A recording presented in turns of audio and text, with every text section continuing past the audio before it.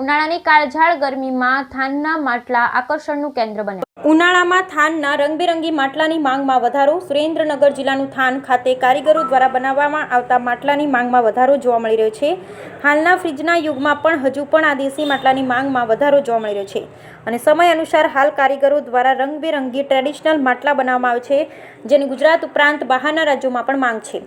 દર વર્ષે થાનમાંથી અંદાજે 20 લાખથી વધુ વેચાણ થાય છે. સુરેન્દ્રનગર જિલ્લાના થાન સિરામિક ઉદ્યોગ માટે સમગ્ર દેશમાં પ્રખ્યાત છે. ત્યારે થાનમાં હવે સિરામિક ઉદ્યોગની સાથે સાથે કારીગરો દ્વારા બનાવવામાં આવેલ રંગબેરંગી માટલા પણ સમગ્ર દેશમાં પ્રખ્યાત બન્યા છે. ઉનાળાની શરૂઆતથી જ માટલાની ભારે માંગ રહે છે અને વર્ષ દરમિયાન અંદાજે 20 લાખથી વધુ માટલાનું વેચાણ થાય છે.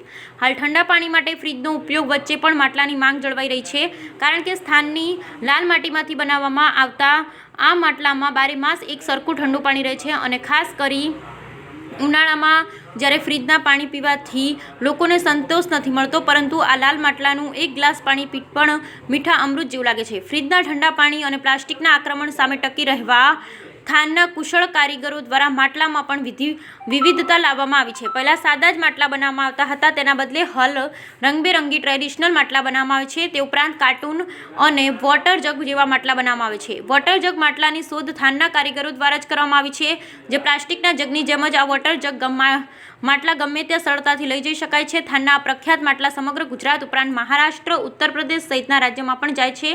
થાનનું માટલા ઉદ્યોગ શહેરના અંદાજે 10,000થી વધુ લોકોને રોજગારી પણ આપે છે અને થાનના આ રંગબેરંગી માટલા ખરેખર મન મોહી લે તેવા દેખાય છે. બ્યુરો રિપોર્ટ જયેશભાઈ મોરી, થાનગઢ.